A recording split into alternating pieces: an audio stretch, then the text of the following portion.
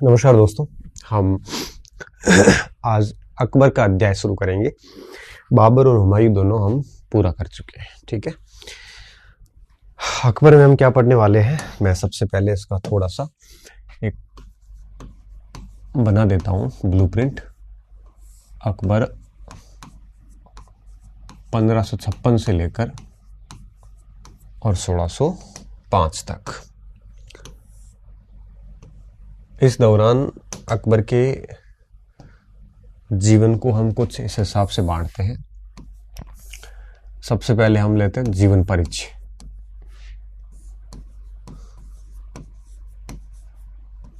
ठीक है, जीवन परिचय। और जीवन परिचय में हम क्या देखेंगे, सबसे पहले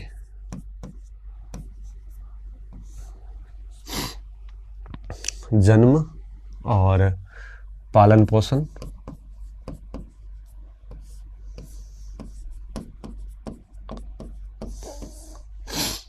उसके बाद हम देखेंगे राज्यारोहण,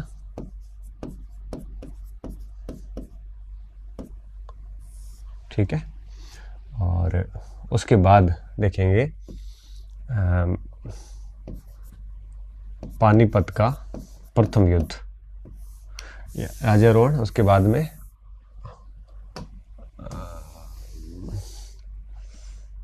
पानीपत का प्रथम युद्ध, नहीं सॉरी द्वितीय युद्ध का द्वितीय युद्ध, और फिर देखेंगे बैराम खान का पतन।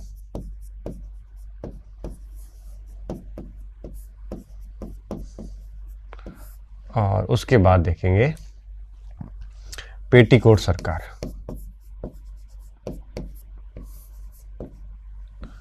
पेटीकोट सरकार, ठीक है, ये बिंदु सारे इसमें आएंगे। आरंभिक जीवन लिख सकते हैं हम इसमें। ये हो जाने के बाद में फिर हम आएंगे आंतरिक विद्रोह। ठीक है, कौन कौन से विद्रोह हुए इस समय वो देखेंगे। आंतरिक विद्रोह के बाद में हम देखेंगे साम्राज्य विस्तार। क्या? साम्राज्य विस्तार। और इसमें हम देखेंगे कि अकबर ने कौन कौन से अभियान किए और उस समय वहाँ के शासक कौन थे, अभियान के परिणाम जो है वो क्या रहे। यह साम्राज्य विस्तार आ जाएगा। उसके बाद में तीसरे नंबर पे फिर आएगा उसकी विभिन्न प्रकार की नीतियाँ, धार्मिक सामाजिक नीति वगैरह जो थी वो सब आ जाएगी। धार्मिक नीति और अंत में प्रशासनिक सुधार।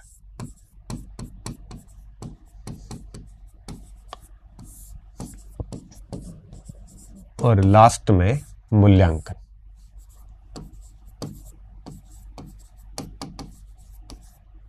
ठीक है, अकबर हो जाने के बाद फिर आप ये समझिए, जैसा कि टोइन भी कहते हैं और साथ में स्पेंगलर भी कहते हैं, हदिश भी कहते हैं, कि जिस तरह से जो राजवंश होते हैं वो उसका एक विकास का काल होता है, फिर पीक आता है, फिर ग्राफ गिरना शुरू होता है और लास्ट में वंश समाप्त हो जाता है। ये पीक है इसका पूरे मुगल काल का। और इसके बाद जहांगीर, शाहजहां और औरंगजेब, ये फिर उतनी क्लासेस नहीं लगेगी जितनी लगने वाली है। मान के चलिए कि इसके बाद मुगल काल में वो बात फिर रहेगी नहीं। अकबर पूरा होने के बाद आधा मुगल काल हुआ मानिए आप। ठीक है, तो इसको हम शुरू करने जा रहे हैं। बहुत ही दो राजा हमने बाबर और हुमायूं बहुत तरीके से पढ़ा है। ठीक है, एक एक पॉइंट्स को क्लियर करते हुए मैं चाहता हूं कि इसमें भी कहीं गलती ना हो। अभी जब सेट की परीक्षा हुई थी, राजस्थान जो जीजीटीयू ने करवाई थी, तो सेट की परीक्षा में आपने देखे होंगे मुगल काल के ठीक प्रश्न पूछे गए थे। उससे पहले पिछले साल फर्स्ट ग्रेड की परीक्षा हुई तो उसमें भी मुगल काल से अच्छा खासा पूछा गया था, लेक्चर कॉलेज लेक्चर में भी पूछा गया। तो 10-15 सवाल इसके ऑन एंड एवरेज आते हैं परीक्षाओं में। नेट में तो हर साल ही बहुत टिपिकल प्रश्न आते हैं, है ना।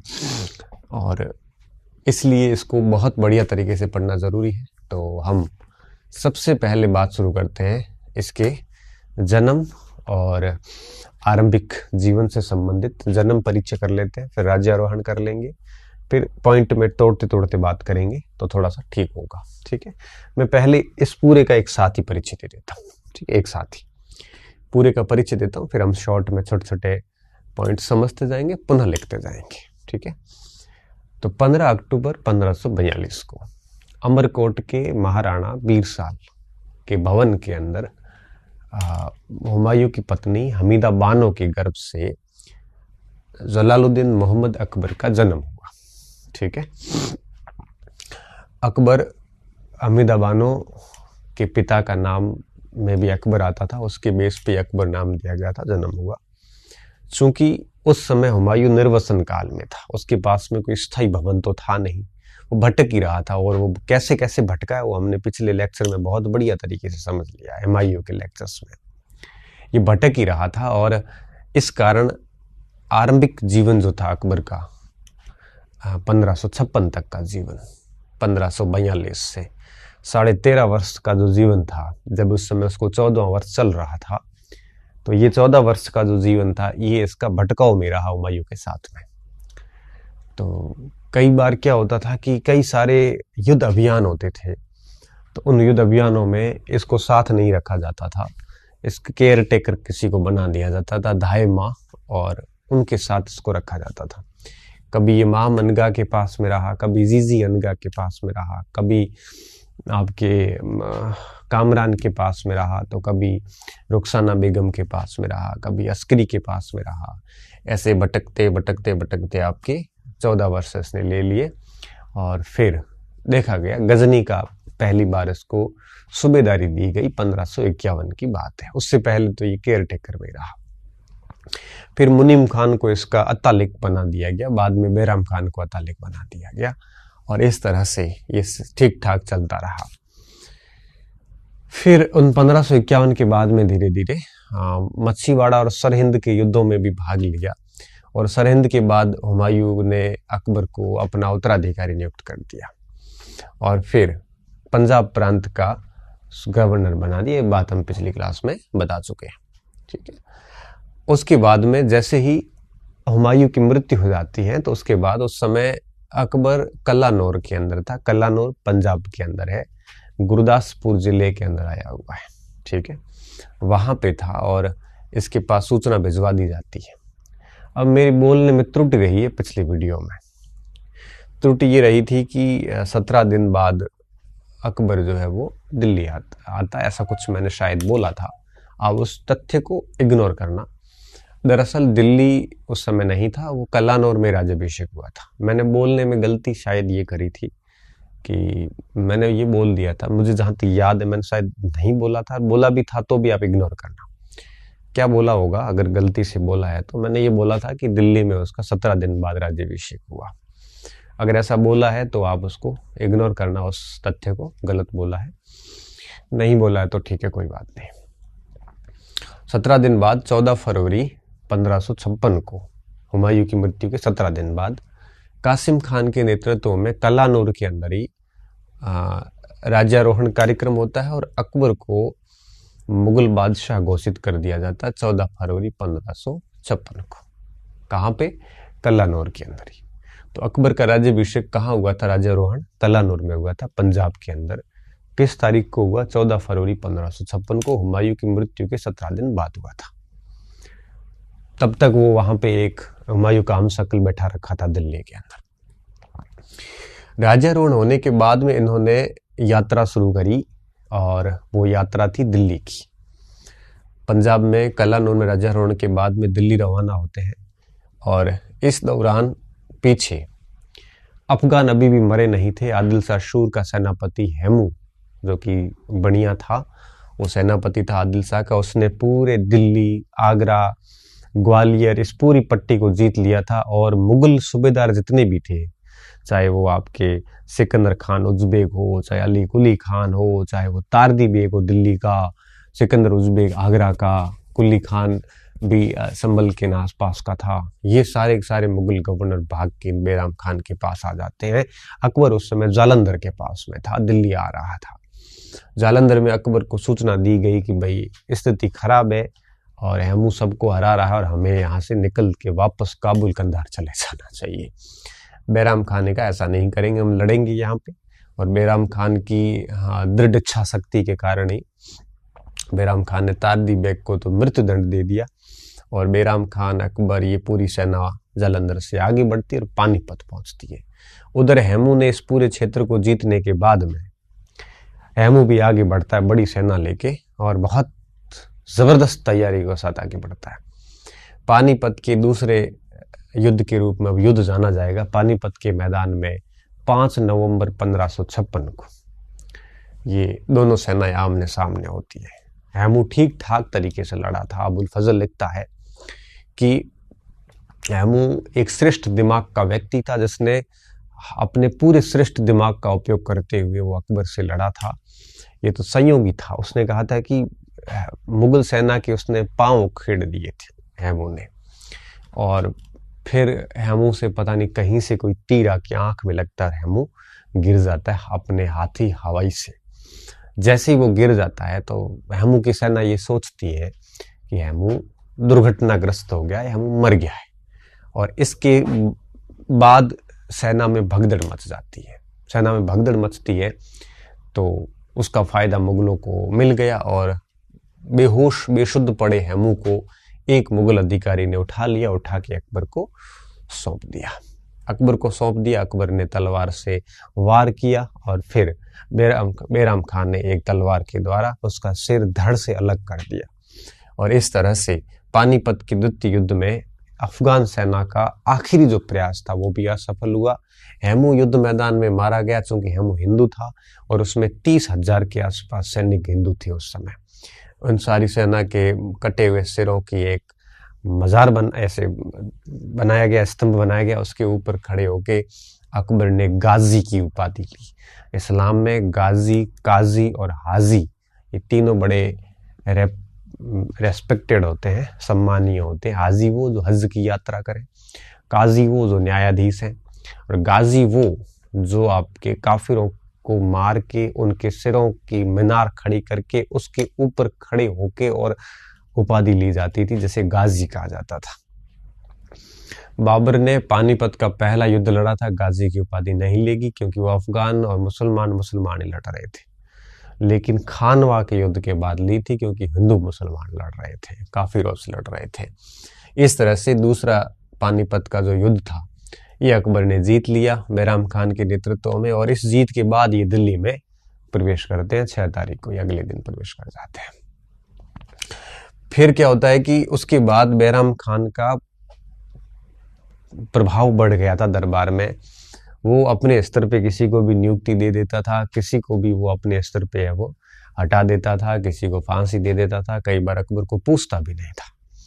अकबर को ये बड़ा हस्तक्षेप लगा और अकबर ने प्लान किया कि बैराम खान को यहाँ से हटाना चाहिए, और बैराम खान को हटा दिया जाता है यहाँ से। उसके पास में 3 ऑप्शन रखे जाते हैं और उसमें से तीसरा ऑप्शन था हज की यात्रा पे निकल जा। बैराम खान हज की यात्रा पे निकल जाता है और मध्य रास्ते में इसकी हत्या कर दी जाती है। और फिर सरकार शुरू होती है पेटीकोट की। महिलाएं पेटीकोट पहनती है। तो ये इस समय 1560 के बाद से लेकर 62 तक मोटे मोटे तौर पे प्रभाव 64 तक रहेगा, लेकिन 62 तक अधिक प्रभाव है, 60 से 62 तक। इन 2 सालों में अकबर महिलाओं से घिरा रहा। अकबर का हर डिसीजन महिलाओं से प्रभावित था, चाहे वो जीजी अनगा हो चाहे माम अनगा हो, है ना, इन सारों से प्रभावित था। इसलिए आधुनिक इतिहासकारों ने इसको पेटीकोट गवर्नमेंट बोला है ना। पेटीकोट गवर्नमेंट इसलिए कि महिलाएं पेटीकोट पहनती और महिलाओं के द्वारा ही सब कुछ निर्णय लिए जा रहे थे, इसलिए इसको पेटीकोट सरकार नाम दिया। और फिर अकबर ने पेटीकोट सरकार को भी समाप्त कर दिया। तो 1542 से लेकर 1562 ये 20 वर्ष का जो इतिहास है, ये हम इसके आरंभिक जीवन में ले रहे हैं। और फिर पेटीकोट सरकार की समाप्ति के बाद भारत भर में जहां जहां अकबर के काल में विद्रोह होने वाले हैं वो समझेंगे हम। फिर अकबर ने चाहे आपके राजस्थान के ऊपर साम्राज्य विस्तार के लिए अभियान किया हो, चाहे मालवा का किया हो, चाहे गुजरात का किया हो, चाहे उड़ीसा उस साइड में का किया हो, चाहे कश्मीर साइड का किया हो, ये सारे पॉइंट यहाँ पे आएंगे। फिर हम देखेंगे अकबर की धार्मिक नीति, जिसमें आपके चाहे वो यूं कहिए कि अकबर का दीन इलाही हो, चाहे वो इबादत खाना हो, चाहे अकबर के द्वारा जो विभिन्न धर्मों के चाहे पारसी ईसाई दूत बुलाए गए हो, चाहे वो हिंदू धर्म के धर्मनिरपेक्षता के काम किए गए हो, जो भी सारी बातें इसमें धार्मिक नीति में आएगी। ठीक है, सुलह कुल की नीति वगैरह सब। फिर प्रशासनिक सुधार आएंगे, उसने प्रशासन में क्या क्या नवाचार किए थे, उसमें स्पेशली मनसबदारी प्रणाली वगैरह सारी इसमें आ जाएगी, है ना। तो ये काफी कुछ पॉइंट्स हैं। यहाँ से निकलने के बाद ज़्यादा कुछ नहीं है, ये थोड़ा सा बड़ा है, 1-2 क्लासेस लग सकती है, लेकिन ये है कि आप उसको ठीक से समझोगे तो बड़ा आनंद आएगा। छोटे मोटे तथ्य याद करने में दिक्कत जरूर होती है, लेकिन कहानी रूप में तय होता है, सेट होता है ना दिमाग में, तो तथ्य बीच में पकड़ में भी आ जाते हैं। परीक्षा से पहले 5-7 दिन पढ़े हुए होते हैं तो हो जाते हैं। वैसे भी परीक्षा में मोटा मोटा तथ्य पूछा जाता है, बहुत जो छोटा कोई नाम पूछते भी नहीं, नाम पूछते हैं तो एलिमिनेट से उत्तर भी निकल जाता है। तो मैं सबसे पहले आपके जीवन परिचय में आता हूँ और सबसे पहले मैं लिखता हूँ जन्म और पालन पोषण। पहली हेडिंग हमारी रहेगी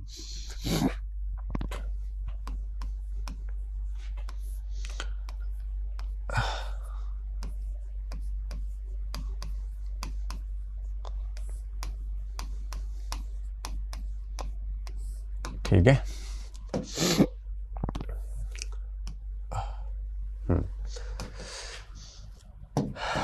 अब सबसे पहली जो बात आएगी इसमें वो ये आएगी कि अकबर का जन्म जो है वो कब हुआ, कहाँ हुआ, अकबर का मूल नाम क्या था, तो और किसके यहाँ पे हुआ। तो हुमायूं की संतान के रूप में, हुमायूं और हमीदा बानो की संतान के रूप में 15 अक्टूबर 1542 को अमरकोट के शासक बीरसाल के, अमरकोट के राणा बीरसाल के दरबार में वहां हुआ था। वहां क्यों हुआ, क्योंकि मैंने आपको बताया उस समय हुमायूं निर्वसन काल में था। क्लियर। तो ये बात पहले पॉइंट के रूप में आप लिखिए, मैं भी लिखता हूँ। लिखवा इसलिए हर बात इसलिए लिखवाता हूँ ताकि मैं चाहता हूँ कि बाद में आपका ये नोट्स जो है ये एक हेरिटेज के रूप में रहे। जिंदगी भर आपको ये नोट्स याद रहेंगे कि आपने 12th के बाद इतना सारा बाद में पहली बार लिखा जीवन में। दूसरा, जब आप बड़े हो जाओगे, नौकरी लग जाएगी, 15 साल नौकरी कर लोगे, फिर यही नोट्स आप अपनी औलाद को बता सकते हो, कम से कम हमने इतनी मेहनत करी थी। आपको भी नोट्स देख के बड़ा खुशी लगेगी कि क्या गजब मेहनत की थी हमने। आज भी मैं मेरे बहुत पुराने नोट्स देखता हूँ तो और देखने का मन करता है कि इसको कितना मेहनत से लिखा था, क्या सिचुएशंस थी, बेरोजगारी थी, बड़ी उम्मीदों से लिखते थे, एक आशा की किरण थी कि नौकरी लगेगी, उस उम्मीद से लिखते थे। डर भी रहता था कि इसमें से कितने सवाल आएंगे, क्या आएंगे, कैसे आएंगे, है ना। तो वो सारी चीज़ें एक बड़ा सुकून देती है। और आज भी जब पढ़ाते हैं तो कॉलेज में जाते हैं तो यही नोट्स जो आपको पढ़ा रहा हूँ इसको मैं खुद शॉर्ट में तैयार करता हूँ, तो इसको खुद को अच्छे से देख लेता हूँ, फिर कॉलेज में अच्छे से पढ़ा लेता हूँ, विषय में अपडेट रहता हूँ। कभी भी कोई छोटा मोटी की क्लास कहीं लेनी होती है तो नोट्स चेक की और ठीक है, किताबों का झंझट खत्म कर दिया, सारी पढ़ी है घर पे, जब कोई ज़रूरत पड़ती है तो देखते हैं, बाकी नोट्स से अपना काम बढ़िया हो जाता है। परीक्षा पास हो जाती है और विद्वान बनना होता है, कोई लेख लिखना होता है, तब किताब पढ़ लेते हैं, ज़्यादा ज़रूरत पड़ती नहीं है। तो छंटनी कर ली परीक्षा के लिए नोट्स और विद्वान, और आगे कहीं कोई लेक्चर देना हो तो किताब देख लेंगे। बाकी परीक्षा तो वो पास करवा लेती है, नोट्स करवा लेती है, बड़े आराम से करवाती है ना। तो इसलिए मेहनत करिए आप भी, मज़ा आएगा, क्योंकि मेहनत का मज़ा बहुत आता है, मेहनत बहुत आनंद देती है बाद में, जीवन के हर मोड़ पे सुकून देगी कि हमने हमारी तरफ से कभी कमी नहीं रखी, और कमी नहीं रखोगे तो डेफिनेटली रिजल्ट भी मिलेगा। रिजल्ट मिलने के बाद में तो आपके पास में ये होगा कि भाई हमने ये मेहनत की थी, ये मेहनत का प्रमाण है आपका। 7-8 रजिस्टर जो भरोगे ये मेहनत का प्रमाण है आपके पास में, ठीक है। तो सबसे पहली बात, 15 अक्टूबर 1542 को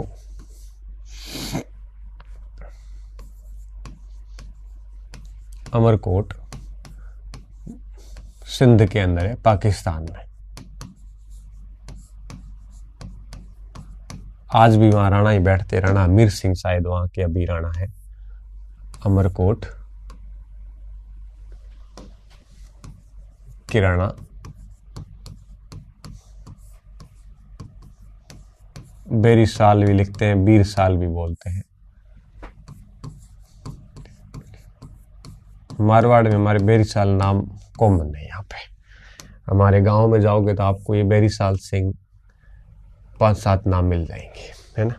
बीर साल तो नहीं होता, बेरी साल कॉमन नाम है यहाँ पे। के यहाँ दोनों इसलिए लिखे हैं कि परीक्षक दोनों में से कोई भी नाम ऐसे पूछ लेता है कि यहाँ के महल में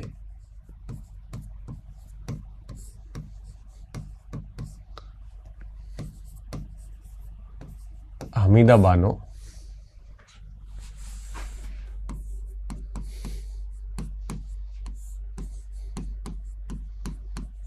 बेगम की गर्भ से, देखो बाप का नाम तो आपको याद हो ही जाएगा, हुमायूं का बेटा था, कोई बड़ी बात नहीं है। माता का नाम याद रखना ज़्यादा ज़रूरी है क्योंकि इनकी बेगमें बहुत होती थी। फिर किस बेगम की गर्भ से हुआ, थोड़ा सा ये ध्यान रखना, बाकी कुछ भी नहीं है। बेगम की गर्भ से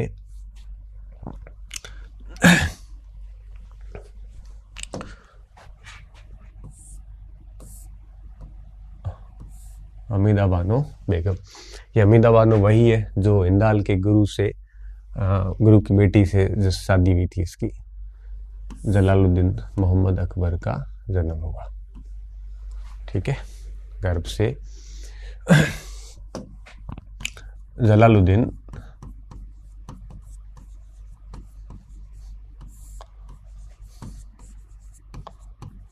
मोहम्मद अकबर का, ये पूरा नाम भी कई बार पूछ लेते हैं।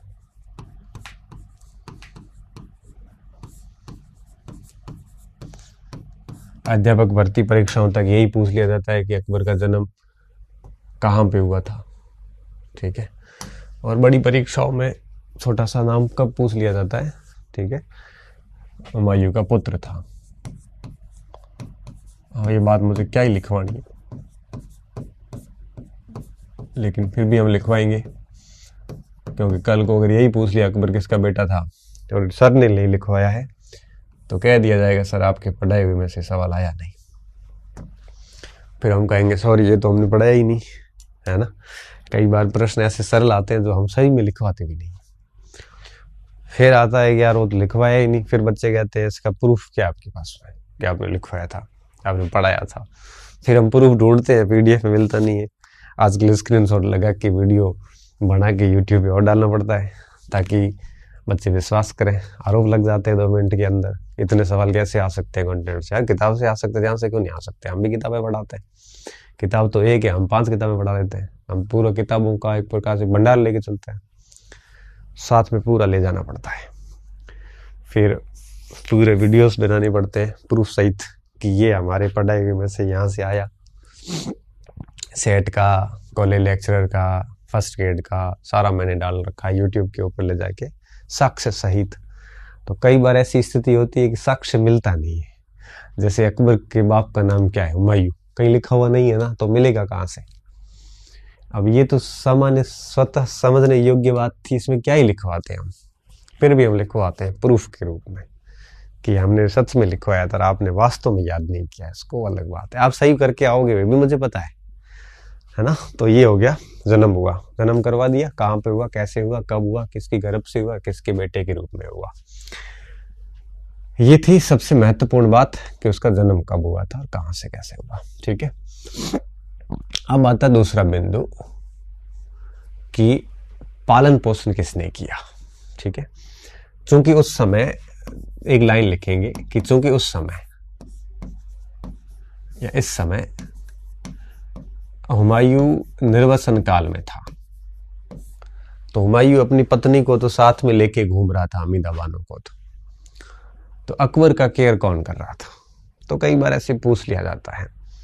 तो फिर उसकी धाय माँ के रूप में जीजी अनगा को नियुक्त किया स्टार्टिंग में, जो कि अतका खान की पत्नी थी।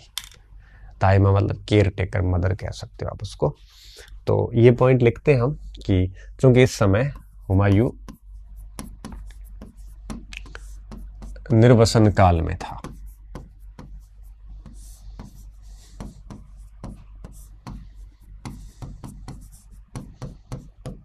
इस कारण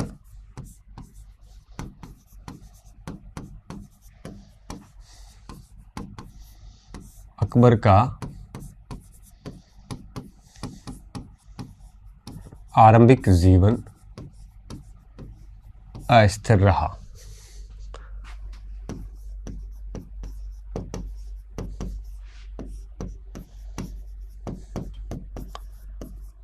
इस अवधि में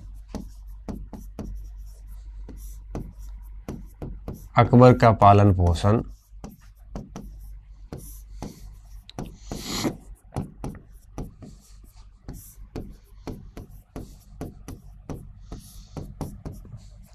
निम्न बेगमों ने किया।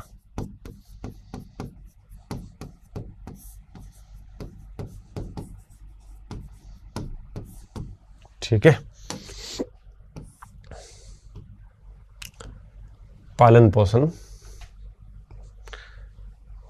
ये निर्वसन काल था तो राजमहल से तो बाहर ही थे, और राजमहल से बाहर थे तो अब बाहर रहकर केयर करवाना जरूरी था। उसमें भी भाई शत्रु बने हुए थे, कोई भी भाई अकबर को मार सकता था। ऐसी स्थिति में इसका ध्यान रखना पूरा जरूरी था। देखिए अब कौन कौन सी बेगमें थी जिन्होंने काम किया। ठीक है, तो सबसे पहली जो दाई माँ थी वो जीजी अनगा को नियुक्त किया। ठीक है, जीजी अनगा। इसमें दो बातें दिमाग में रखनी है कि ये अतगा खान की बेगम थी, पत्नी थी, और अकबर की दाई माँ बनाई गई। ठीक है, अतगा खान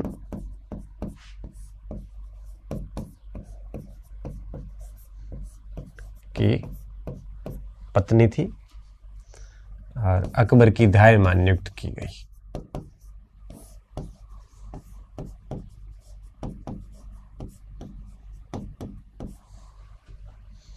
ठीक है, केयर टेकर कह सकते हो आप उसको, दाई माँ नियुक्त की। ये कोई पद नहीं था, ठीक है, ध्यान रखने के लिए दाई माँ होती है। ठीक है, जो माँ की कमी को फील ना होने दे।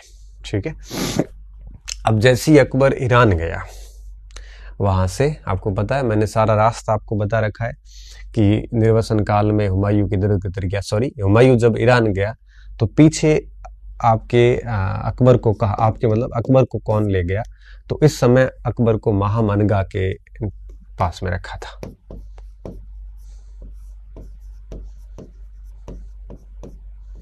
महामनगा कौन थी, ये बात भी पीछे बताई हुई है, हुमायूं की शादियों में हमने बता रखी है। तो जब अकबर ईरान गया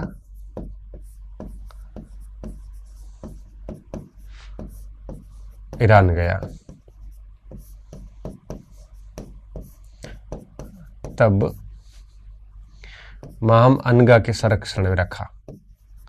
ध्यान तो इसी को रखना था, जीजी अनगा को, लेकिन माहम अनगा पास में जरूर रहेगी।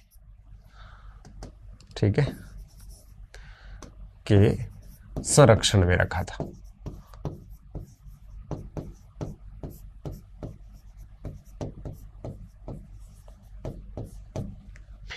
अब ये पॉइंट्स क्यों लिखवा रहा हूं, कई बार सीधा प्रश्न पूछते हैं कि जब हुमायूं ईरान गया, अरे एक बार कहां लिखा,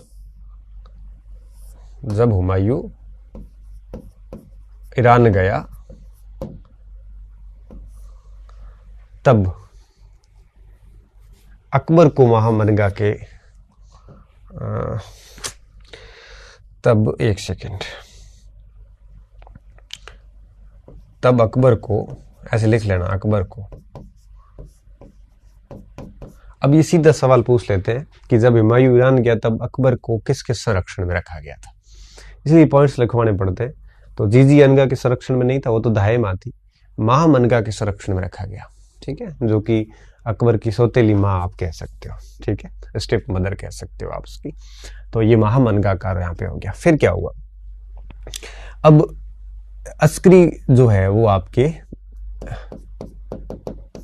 अस्करी उनको यहां से ले जाता है, महामनगा को, साथ में जीजी अनगा को, अकबर को, सबको यहां से ले जाता है।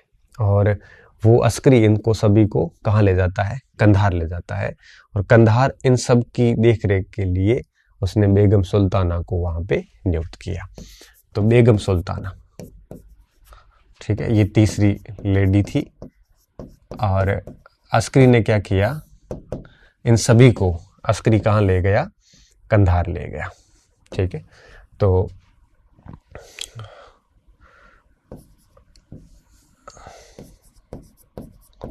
अस्करी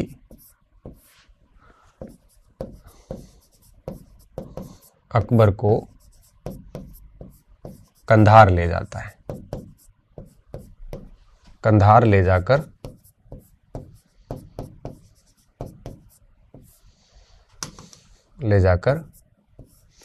बेगम सुल्ताना की संरक्षण में रखता है,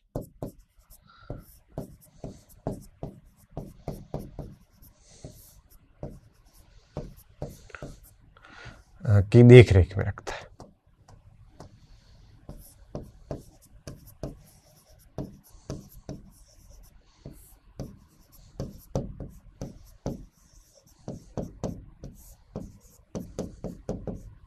ठीक है, अब देखो अकबर को अस्करी अकबर को कंधार ले जाता है, क्योंकि हुमायूं कहाँ गया हुआ था, ईरान गया हुआ था।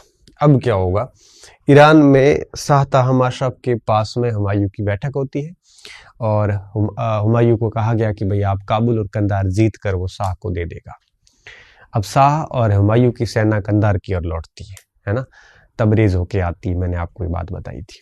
जब कंधार हुमायूं की सेना आने वाली होती है, ये बात अस्करी को पता चल जाती है। तो अब अस्करी के हाथ में भी कुछ नहीं था, हुमायूं के हाथ में कुछ नहीं था, क्योंकि वो बंधा हुआ था नियमों से, उस एग्रीमेंट से जो शाह तहमाशब के साथ में किया था। तो हुमायूं को कंधार पे अटैक करना ही था, कोई ऑप्शन नहीं था उसके पास में। तो ये कुछ उसकी मजबूरी थी हुमायूं की, ये बात अस्करी भी जानता था। इसलिए अस्करी ने अकबर को यहाँ से निकाल के काबुल भेजने का निर्णय किया कि यहाँ से कंधार से काबुल भेज देते हैं, क्योंकि यहाँ अकबर को कुछ भी हो सकता है। अस्करी भी निकल गया था वहां से। तो अस्करी के ऊपर हुमायूं ने अटैक किया, परंतु उसके बावजूद भी अस्करी ने अकबर को कोई नुकसान नहीं पहुंचाया, क्योंकि उसको पता था कि भाई की मजबूरी क्या है, हुमायूं की। तो अब देखो क्या हुआ, रुखसाना बेगम का नाम आएगा, बेगम सुल्ताना की देख रेख में रखा। अब देखो जीजी अनगा, महामनगा और अकबर, ये सब बेगम सुल्ताना के पास में आ गए। ये सारे साथ में थे, अतगा खान भी इनके साथ में था। अब क्या हुआ, अब जब हुमायूं कंधार पर आक्रमण की योजना बना रहा था, तो अब उसको अकबर को कहाँ भेजा जाएगा, काबुल भेजा जाएगा। और काबुल ये किसके साथ भेजा जाएगा, बानो बेगम के साथ भेजा जाएगा, जो कि उसकी सौतेली बहन थी। ठीक है, तो अब देखो 6 नाम आएंगे टोटल, 5 सॉरी।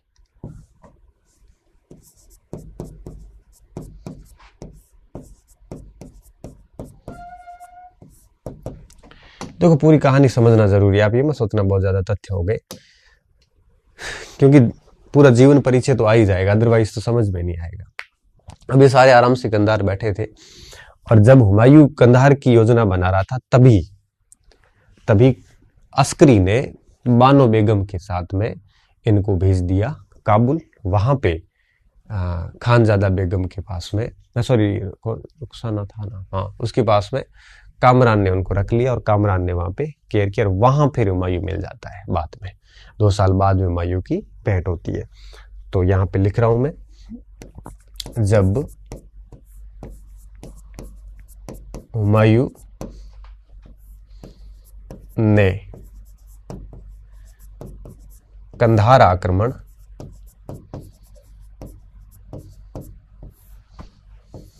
की योजना बनाई,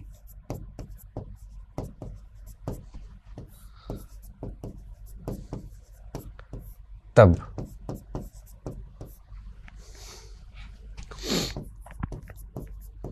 अस्करी ने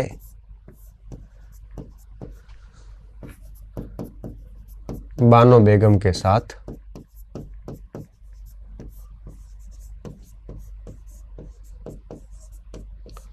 अकबर को काबुल भेजा। अकबर को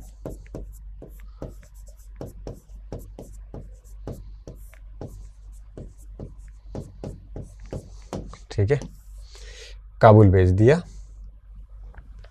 ताकि अकबर वहां से सुरक्षित रूप से पहुंच जाए। ठीक है, अब ये बानो बेगम के साथ में पहुंच गया और यहाँ पे ये काबुल आ जाते हैं और वहाँ बाबर की बहन थी खानजादा बेगम जिसका नाम था, उसके पास में देख रेख में अकबर को यहाँ पे भेजा गया, जहां बाबर की बहन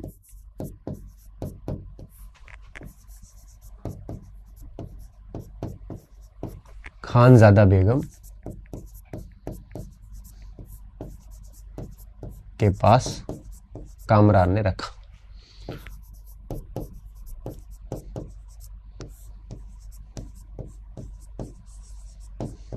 ये कौन थी खानजादा बेगम? ये बाबर की बहन थी।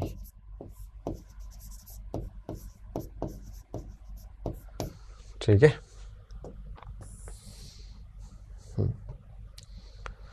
तो जब हुमायूं ईरान था तो मोस्ट ऑफ टाइम उसका टेक केयर किसने किया है? अस्करी ने किया। देख लो आप, ईरान गया और महामनगा से सारे अस्करी ले गया, वापस आया उस समय अस्करी ने उसको काबुल छोड़ दिया। और हमने लिखा भी था कि अकबर और हुमायूं बाप बेटे की भेंट वापस काबुल में ही होती है। ठीक है, कंधार जीत लिया जाता है। तो इन 4 बेगमों का नाम आप बढ़िया तरीके से देख लेना, जीजी अनगा, महामनगा, बेगम सुल्ताना, बानो बेगम, ये सारे इन्होंने कराए थे। ठीक है, तो इस हिसाब से हम ये कहेंगे कि अकबर का जो आरंभ के 2 वर्ष थे जीवन के, ये बात है आपके 44-45 की बात है, 44 के आसपास की वापस बात होगी। आरंभ के जो 2-3 वर्ष थे उसमें अकबर के जितने भी इस्लाम के संस्कार होते हैं, है ना, छोटे मोटे खतना हो वगैरह हो, ये सारे संस्कार किसने पूर्ण करवाए थे? अस्करी ने करवाए थे। इसलिए कहते हैं कि बाबर जब हुमायूं जब ईरान वगैरह गया तो अकबर के जो भी रिचुअल्स थे उनका निर्वहन किसने करवाया था? अस्करी ने करवाया था।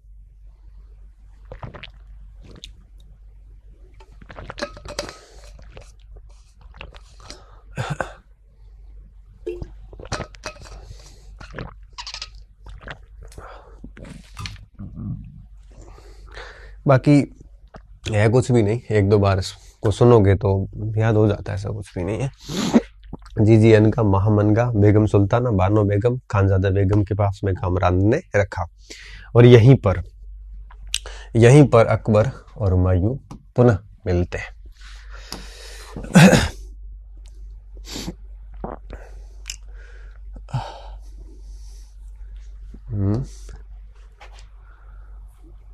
इसी में लिख लेते हैं ना, यहीं हुमायूं अकबर से मिला। ये बात हमने वहां भी लिखी थी, पुनः मिला। लगभग 2 साल बाद में हुमायूं मिला था। ठीक है, क्योंकि ये उधर उधर भटक ही रहा था, ईरान के शाह के पास में था। और इस प्रकार, है ना, इस प्रकार, 1 मिनट आप उसको लिख लो आराम से। हाँ, इस प्रकार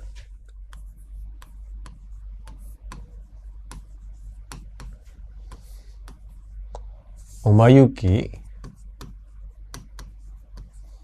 ईरान प्रवास के दौरान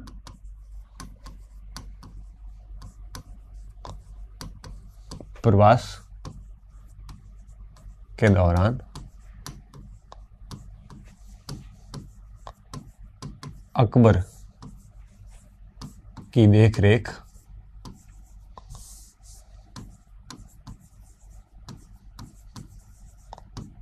तथा उसके सभी संस्कारों या परंपराओं का निर्वहन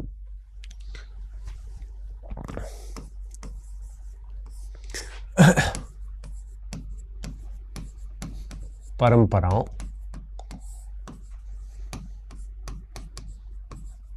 का निर्वहन अस्करी ने निभाया। ठीक है, अस्करी ने ही सब कुछ किया था, परंपराओं का निर्वहन वगैरह और अकबर की पूरी देखभाल वगैरह, है ना, ये सब कुछ अस्करी ने करवाया था। इवन अस्करी ने अकबर की शिक्षा के लिए बायजीद जैसे 2-3 शिक्षकों को भी नियुक्त किया था। हालांकि इसकी पढ़ाई में कोई रुचि थी नहीं, तो अनपढ़ ही रहा, कभी कुरान वगैरह ठीक से पढ़ नहीं पाया। हरम की औरतें उसको कुरान सुनाती थी, पढ़ने में रुचि ही नहीं थी उसकी। फिर नस्तालिक शैली से पढ़ता था। ऐसे नस्तालिक शैली मतलब ये होता है कि शब्द का ज्ञान नहीं होता, संकेतों का ज्ञान होता है। इसको मैं और आगे बढ़िया समझाने वाला हूँ आपको, तो ये पॉइंट हम लिख लेते हैं। निभाया। अस्करी ने अकबर की शिक्षा हेतु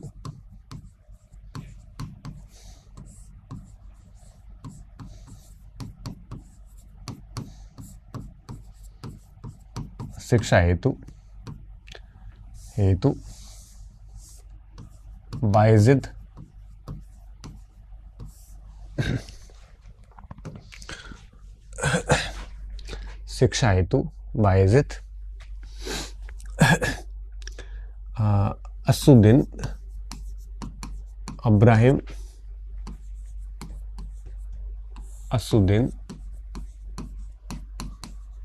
अब्राहिम व अब्दुल कादिर व अब्दुल कादिर शिक्षकों की, इनको शिक्षकों को मौलाना कहते हैं, वहां पे उस समय धार्मिक शिक्षक थे, की नियुक्ति की।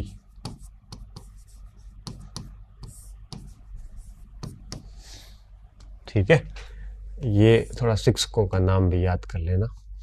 अब आप कहोगे शिक्षक नियुक्त किए फिर भी अनपढ़ कैसे रह गया? कई बार आता है कि कौन सा मुगल शासक अनपढ़ था, नस्तालिक शैली से पढ़ता था, नियुक्ति की। ठीक है, इसके बावजूद भी रुचि के अभाव में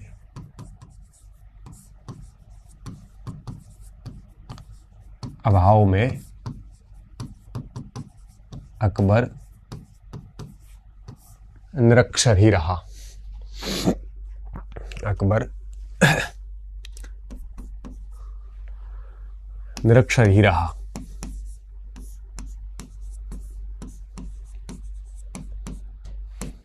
ठीक है, तो कौन सा मुगल शासक निरक्षर था? तो आप कहोगे अकबर है, वो निरक्षर था। और फरिश्ता क्या लिखता है कि हरम की औरतें उसको कुरान सुनाती थी, उस पे वो कुरान सुन लेता था। ठीक है, हरम की औरतें, ये बात हम इसको इस प्रकार से लिख सकते हैं, निरक्षर था।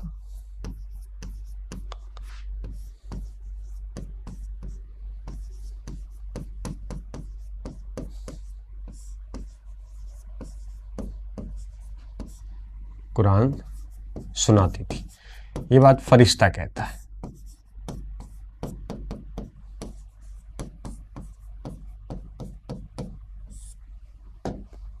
कौन कहता है? फरिश्ता कहता है। और दूसरी बात, नस्तालिक शैली पसंद थी, तो मैं इसको शैली को आगे ले जाऊंगा, यहाँ मैं भटकाऊंगा नहीं। ठीक है, शैली का उपयोग करता था।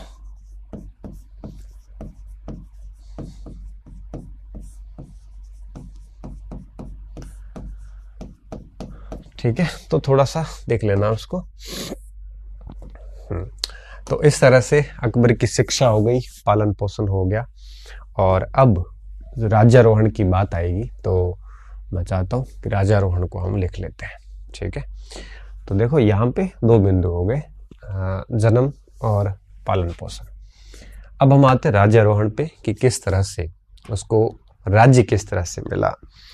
ठीक है, तो कुछ बातें हमने हुमायूं की क्लास में पढ़ ली थी, लेकिन यहाँ पे भी हम शॉर्ट में लिख लेंगे। राज्यारोहण के ठीक बाद में पानीपत का युद्ध पढ़ लेंगे। उसको नेक्स्ट स्लाइड में ले लेते हैं।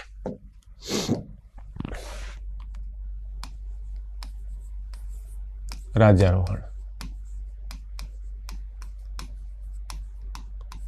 या सत्ता प्राप्ति, जो भी आप लिखो, कि किस तरह से सत्ता जो है वो इसको अकबर को प्राप्त हुई थी।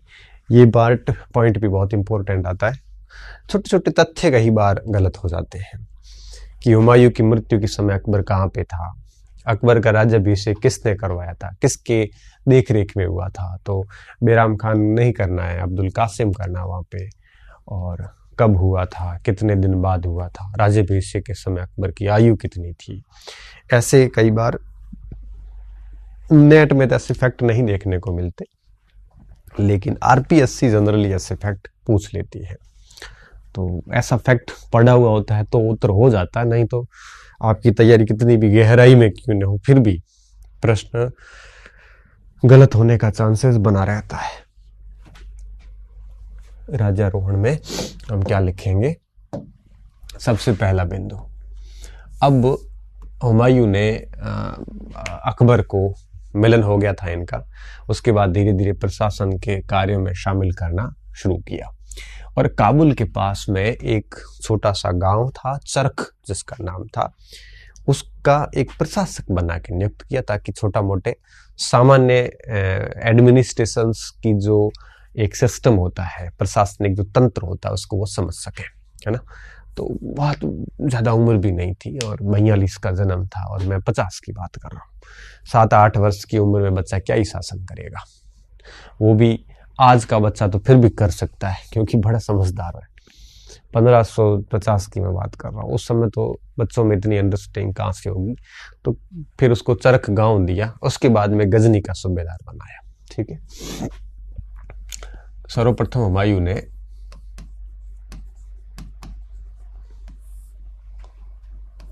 ने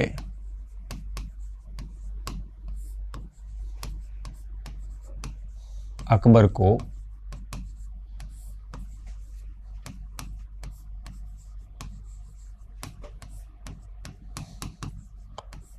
चरख गांव का प्रशासक नियुक्त किया।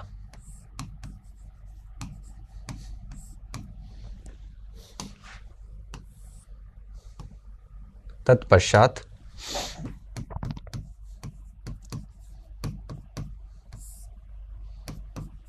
तत्पश्चात 1551 में पहली बार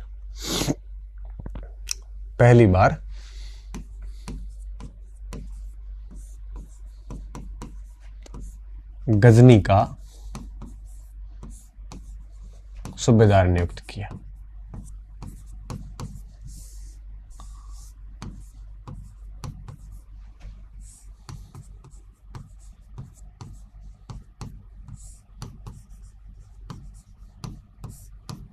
ठीक है, तो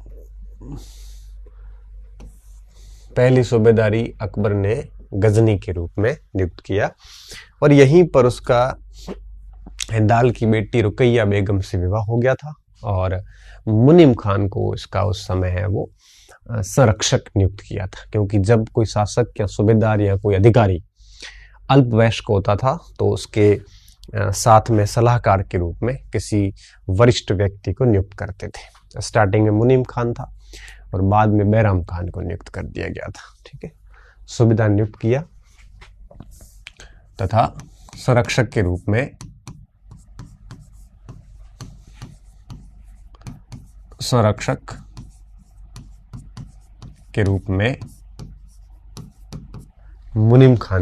सर्वप्रथम मुनीम खान की नियुक्ति की।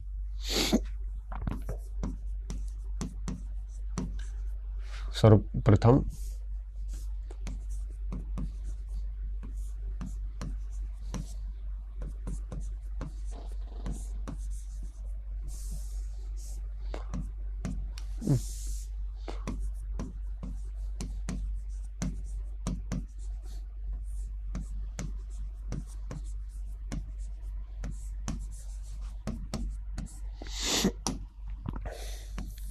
किसकी? मुनीम खान की। अब ये सवाल एक बार पूछा गया कि अकबर का पहला संरक्षक कौन था, तो बैराम खान नहीं करना है, बल्कि कौन था? मुनीम खान इसका पहला संरक्षक था। और यहीं पर हिंदाल की पुत्री,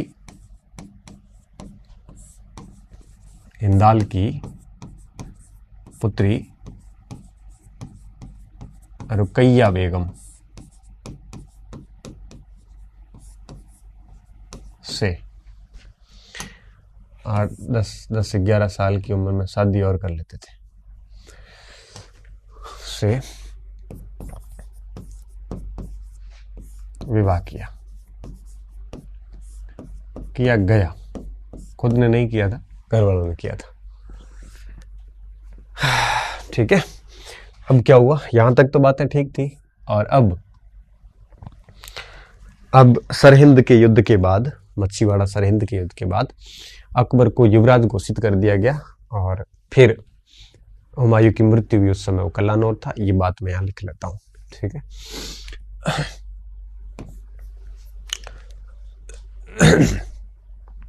सरहिंद विजय के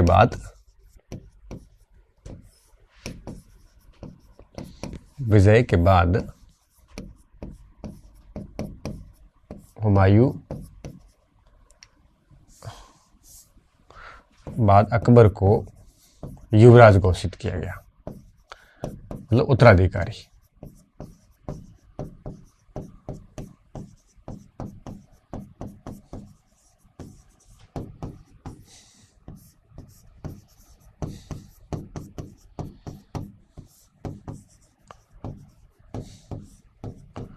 और पंजाब की सूबेदारी और बैराम खान को संरक्षक बनाने की बात हम पहले लिख चुके हैं, क्योंकि हिसार फिरोजा था अकबर के पास में पहले।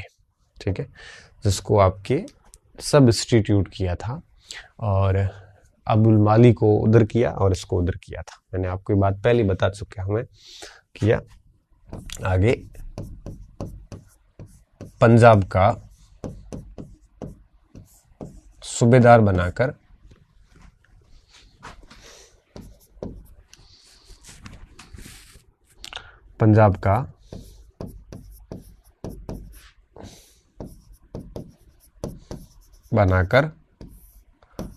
बैराम खान को अतालिक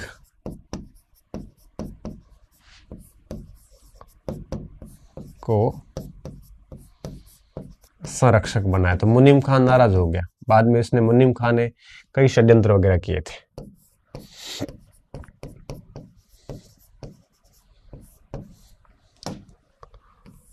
संरक्षक बना दिया, मुनीम खान को हटा दिया, और अबुल माली और मुनीम खान दोनों ने बाद में कई सारे षड्यंत्र किए। क्योंकि माली ने इसलिए किए थे कि वो पंजाब छीन लिया था, और मुनीम खान इसलिए किए कि वो संरक्षक का पद छीन लिया था। संरक्षक बनाया। ठीक है, और आखिरी बात, हुमायूं की मृत्यु के समय और संरक्षक बनाया, और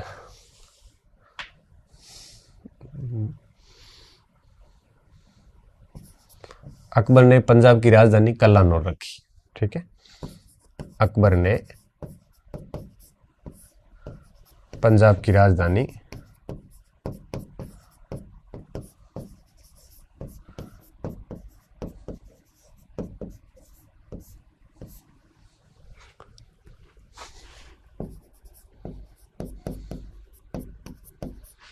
कल्लानूर भी लिखते हैं, गुरदासपुर पंजाब,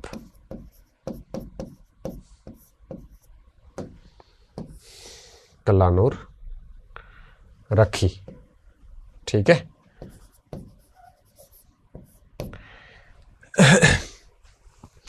पंजाब की राजधानी कल्लानूर रखी। हुमायूं की मृत्यु के समय स्वयं उस समय कल्लानूर में था। ये सवाल पूछते हैं कई बार कि हुमायूं की मृत्यु के समय अकबर कहां था। कि मृत्यु के समय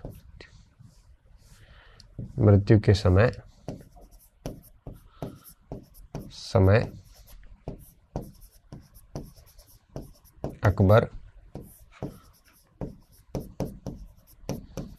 कल्लानौर में था।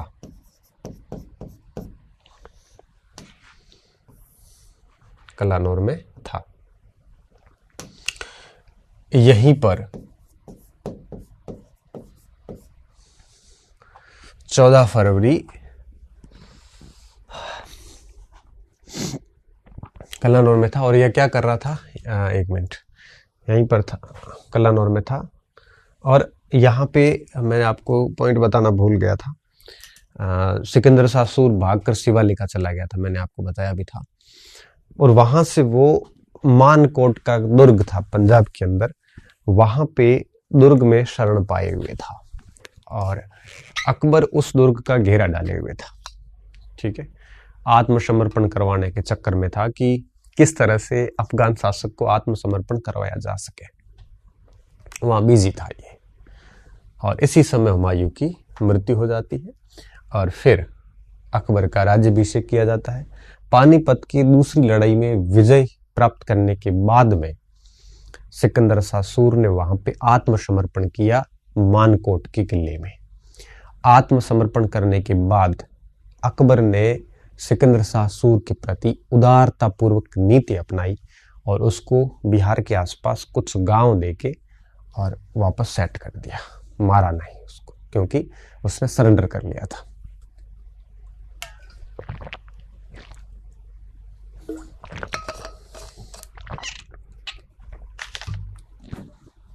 यहां पर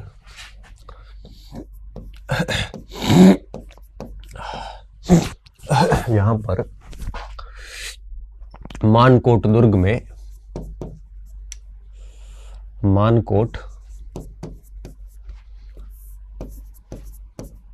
में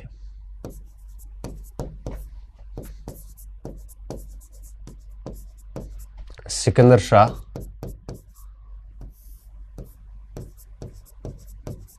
सूर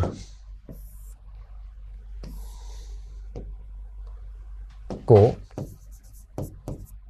घेरे हुए था।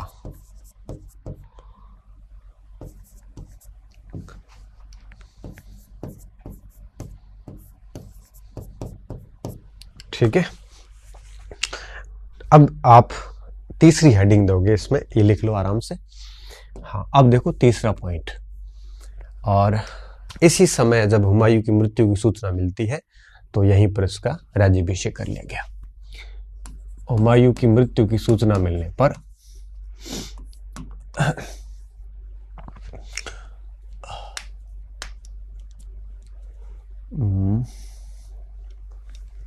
हुमायूं की मृत्यु की सूचना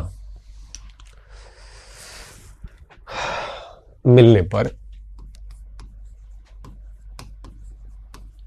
पर बैराम खान ने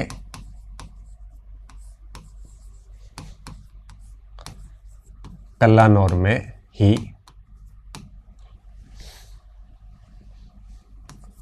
में ही एक ईंटों का चबूतरा बनाकर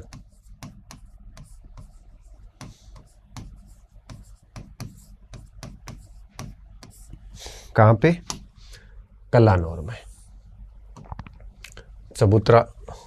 ये चबूतरा एक प्रकार से सिंहासन का रूप था, बनाकर अब्दुल कासिम के देखरेख में, मौलवी था, अब्दुल कासिम की देखरेख में, कासिम की देखरेख में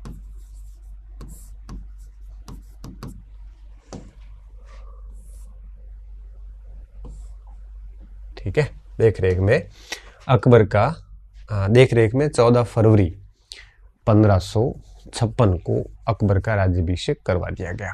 ठीक है, 14 फरवरी, ऐसे ये वैलेंटाइन डे भी है, आप वैलेंटाइन डे के रूप में याद रखते हैं। मैं इसको अकबर की राज्याभिषेक दिवस और साथ में बाबर का जन्म दिवस ही है के रूप में याद रखता हूँ, क्योंकि मेरे काम का यही है ना। तो आप भी इसको इस रूप में याद करें, तो वैलेंटाइन डे का भी ठीक ठाक उपयोग किया जा सकता है ना।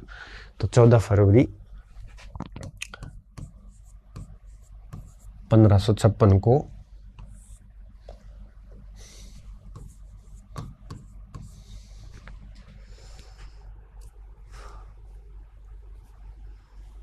तैयलीस 44 45 46 47 48 49 50 52 53 और 54 55 कितने हुए 13 वर्ष। और नवंबर दिसंबर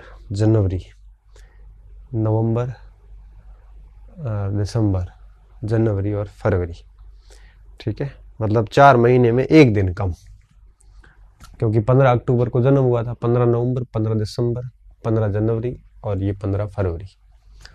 तो उम्र हो गई 14 वर्ष और 4 माह।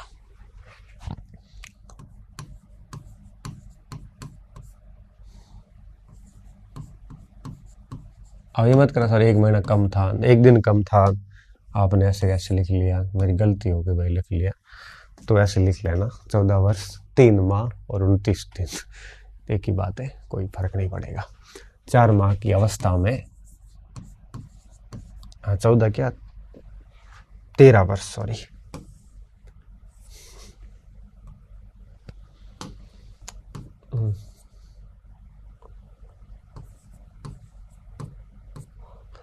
चार माह की अवस्था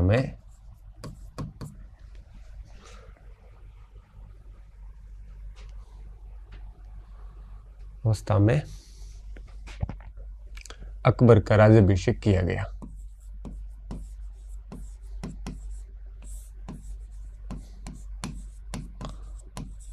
इस लाइन का एक भी ऐसा सवाल नहीं है, पॉइंट नहीं है जो किसी न किसी परीक्षा में नहीं पूछा हो,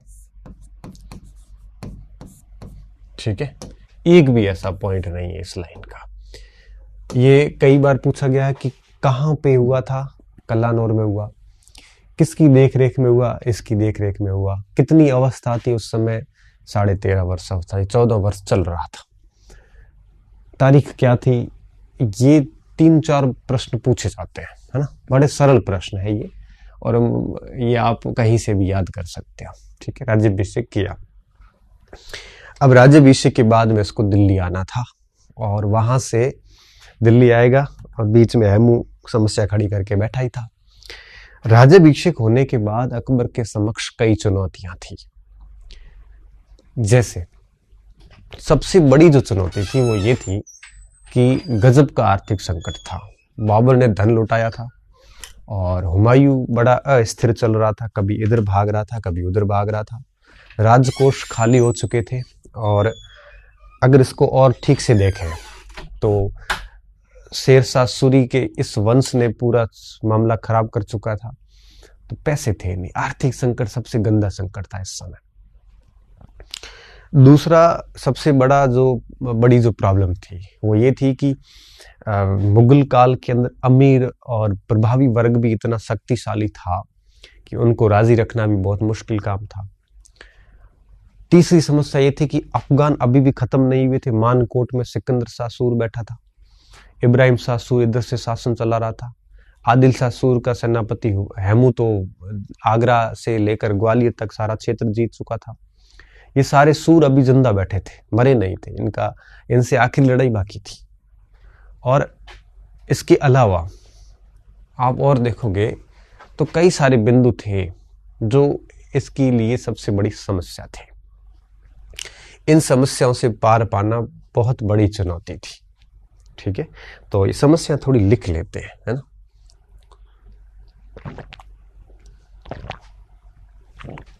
किया गया बादशाह बनने के बाद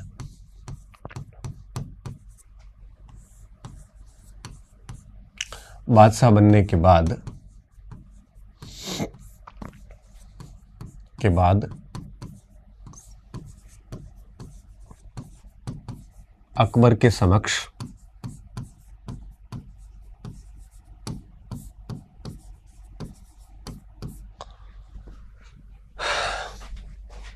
कई चुनौतियां थी।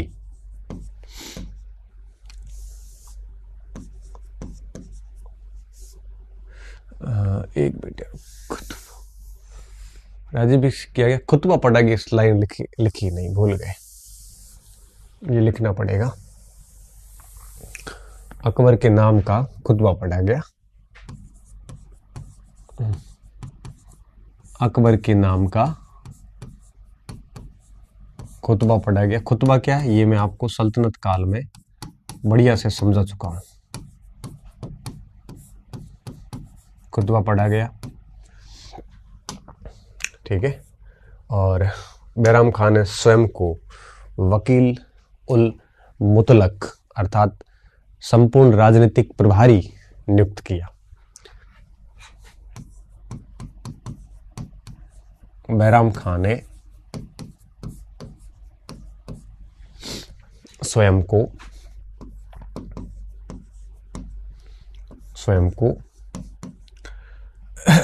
वकील उल मुतलक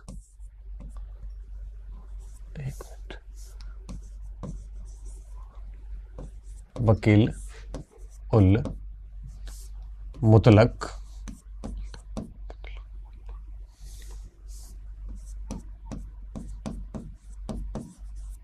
जो कि राजनीतिक और वित्तीय प्रभारी होता है,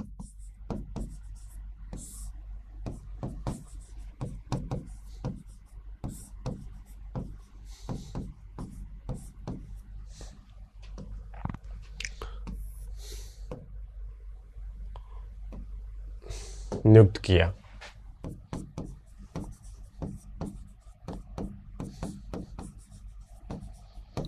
इस समय अकबर के समक्ष निम्न चुनौतियां थी।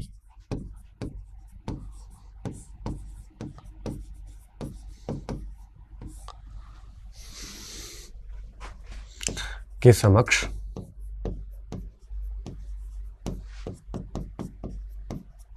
निम्न चुनौतियां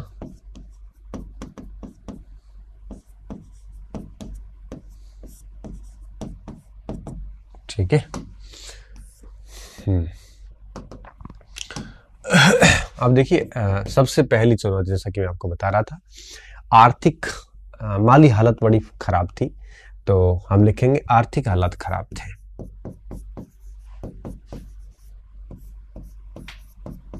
हालात खराब थे, सॉरी। दूसरा क्या था उधर, हाँ, एक जो बात बताना भूल गए, काबुल के अंदर मिर्जा हाकिम और बदख्शां में मिर्जा सुलेमान, दो ही भाई थे हुमायूं के, रियल भाई नहीं थे, कजन्स थे।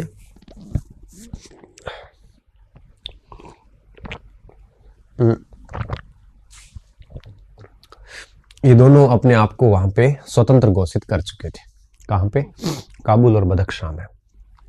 तो वो कभी भी समस्या क्रिएट कर सकते थे।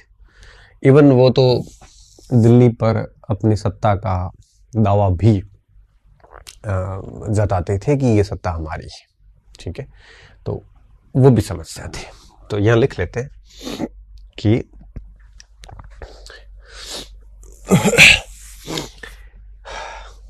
काबुल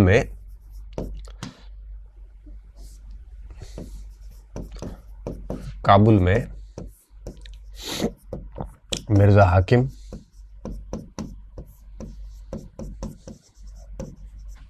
व बदख्शां में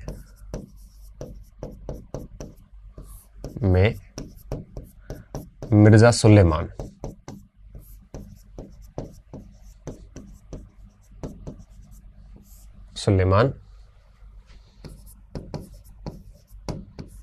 को स्वतंत्र कर चुके थे।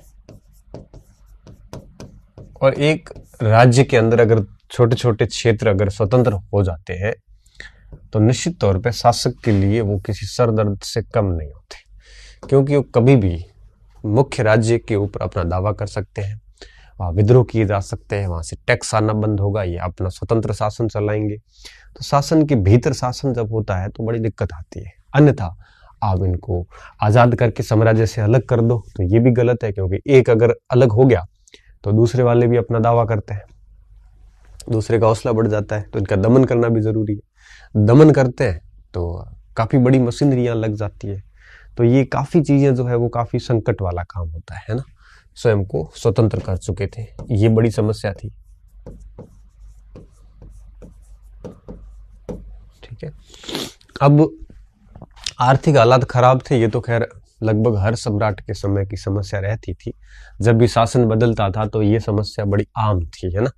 ये थोड़ा सा ध्यान रखना है यहाँ पे, काबुल वाला। तीसरा क्या था कि वो कहते हैं ना कि सिर मुंडवाए और ओले पड़े। अब दिल्ली और आगरा के आसपास का जो क्षेत्र था, यह काफी समय से अकाल चल रहा था, तो वहां से कुछ मिल भी नहीं रहा था, अनाज संकट था, लोग मर रहे थे वहां पे, और साथ में प्लेग की महामारी भी चल रही थी। तो ये भी एक बड़ा संकट था, जनता भी ठीक नहीं थी, है ना। तो महामारियों से कैसे बचा जाए जब आपके पास संसाधन ही नहीं थे, ये भी एक समस्या थी। दिल्ली व आगरा क्षेत्र में अकाल व प्लेग के हालात। ठीक है। एक राज्य के अंदर अगर अकाल पड़े और महामारी फैले तो उस राज्य की मुखिया को इस समस्या पता चलती है कि समस्या कितनी मुश्किल है ये, है ना। ये एक समस्या थी। और अफगानों की समस्या तो खैर थी, और इसके साथ साथ में जो मैंने आपको बताया था कि जो अमीर थे, जैसे मुनिम खान नाराज था, अबुल माली नाराज था, है ना। अबुल माली तो काफी नाराज था, उससे वो राज्य छीन लिया था। तो जैसे ही बैराम खान ने इसका राज्याभिषेक करवाया अकबर का, तो बैराम खान भी वकील उल मुल्क तक नियुक्त हो गया था। ये बात अबुल माली को बिल्कुल ठीक नहीं लगी। उसने बैराम खान के इस पूरे निर्णय का विरोध किया था और वो बागी हो गया था, परंतु बैराम खान ने उसको गिरफ्तार करवा के लाहौर दुर्ग में कैद कर लिया था। तो उसकी समस्या का निदान हो गया था। फिर तारदी बेग को जब मरवाया बैराम खान ने, तो मुनिम खान शांत हो गया, उसको पता चल गया कि बैराम खान कभी भी मरवा सकता है। तो अमीरों की समस्या और थी। ठीक है। अमीर वर्ग को नियंत्रित करना, अमीर वर्ग अति महत्वाकांक्षी था, महत्वाकांक्षी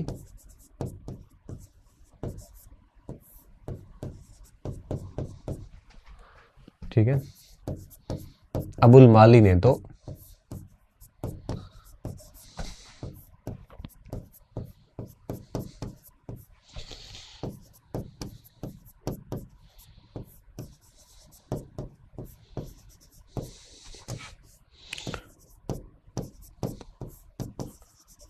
बैराम खान द्वारा किए गए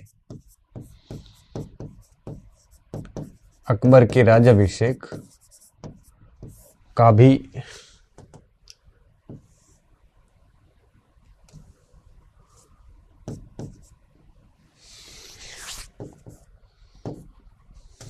किए गए अकबर के राज्याभिषेक का भी विरोध किया था।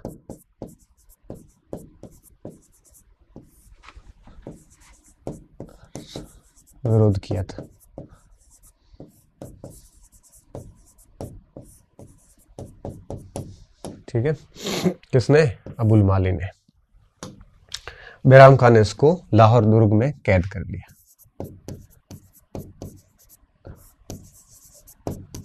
बैराम खान ने इसको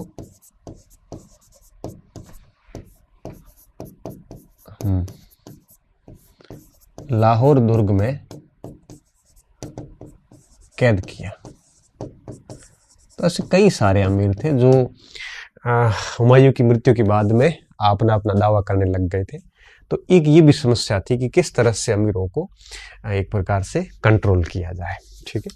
और पांचवी जो मेन समस्या थी वो थी अफगानियों की। इस समय अफगानी खत्म हुए नहीं थे, तो एक तो ये हो गया। ठीक है। अब आप लास्ट पॉइंट लिखेंगे, पांचवा बिंदु समस्याओं का।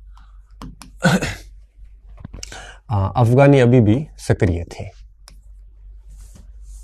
अफगानी अभी भी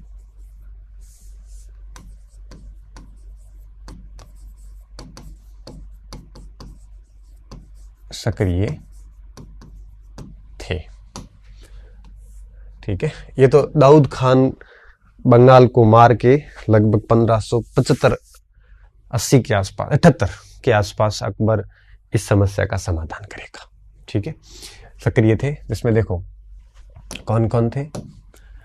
सिकंदर शाह सूर था, जो मानगढ़ में उस समय बैठा था। इस्लाम शाह सूर, ये सब बैठे ही थे, मरा तो कोई नहीं था। सॉरी, इब्राहिम शाह सूर।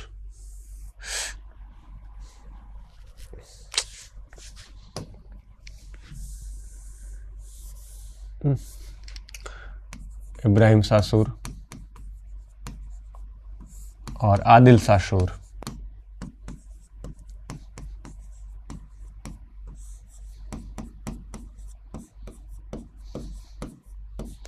ये तीनों सक्रिय थे।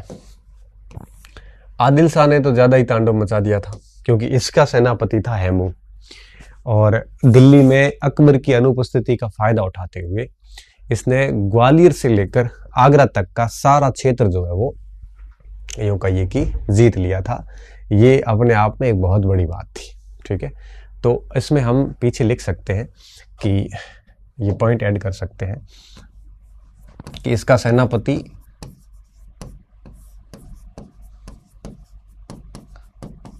हैमू कौन था?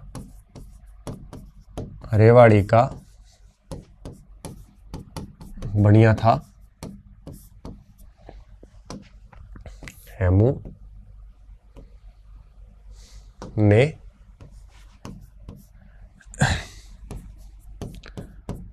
मुगल सरदारों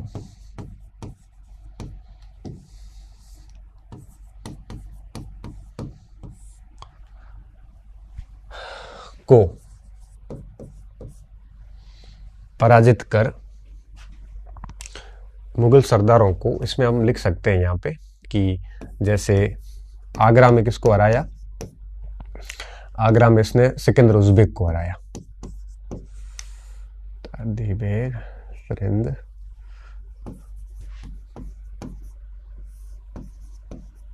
उज़्बेक, ये आगरा में मुगल सरदार था। और उसके बाद दिल्ली में तारदी बेग को हराया।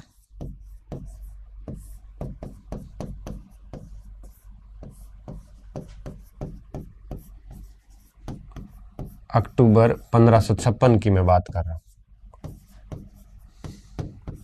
तुगलकाबाद में हराया। इसे तुगलकाबाद युद्ध भी कहते हैं।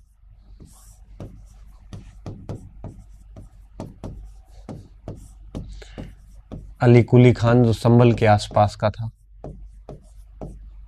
ये 3 मुगल गवर्नर थे, सिकंदर उज़्बेक, तारदी बेग जो तुगलकाबाद में था, और अली कुली खान। ये मैंने सारे लिखवा भी रखे कि हुमायूं ने राज्य बीसे के बाद में राज्य का जो बंटवारा अमीरों के बीच में किया था, ये पहले हम लिख चुके हैं, तीनों के नाम लिखे हुए हमारे। मुगल सरदारों को, इन सबको पराजित कर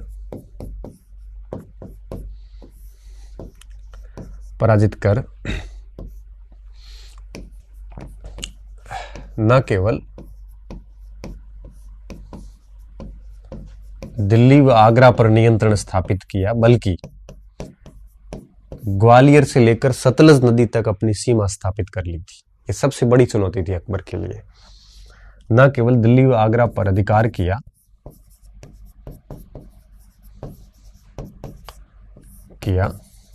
बल्कि बल्कि ग्वालियर से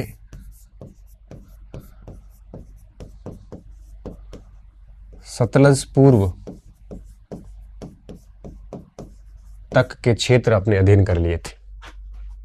तक के क्षेत्र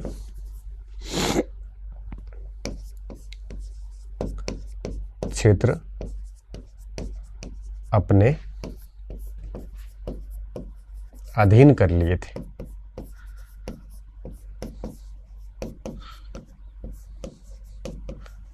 तो सबसे बड़ी जो चुनौती थी अकबर के समक्ष वो इन अफगानियों की थी, जो हैमू के नेतृत्व में निरंतर आगे बढ़ रहा था। हैमू किसका सेनापति था? आदिल शाह सूर अफगानी का सेनापति था। और अब सबसे बड़ी दिक्कत है अकबर के सामने ये अफगानी। और अब अकबर इनसे लड़ने के लिए पानीपत की दूसरी लड़ाई लड़ेगा। ठीक है, और अफगानियों के लिए आखिरी युद्ध था। तो ये दो बातें हो गई। कल हमारी जो क्लास होगी इसी को आगे बढ़ाएंगे। पानीपत का दूसरा युद्ध होगा और अफगानी समस्या समाप्त होगी। ठीक है, तो इसमें एक पॉइंट लिख लेते हैं, यह समस्या पानीपत के द्वितीय युद्ध में समाप्त हुई। ठीक है, अब हम क्या करेंगे, हम हेडिंग देंगे पानीपत का द्वितीय युद्ध। आप लिखिए इसको, पर कल सीधा पानीपत के दूसरे युद्ध से हम शुरू करेंगे। सी विकल्प आएगा।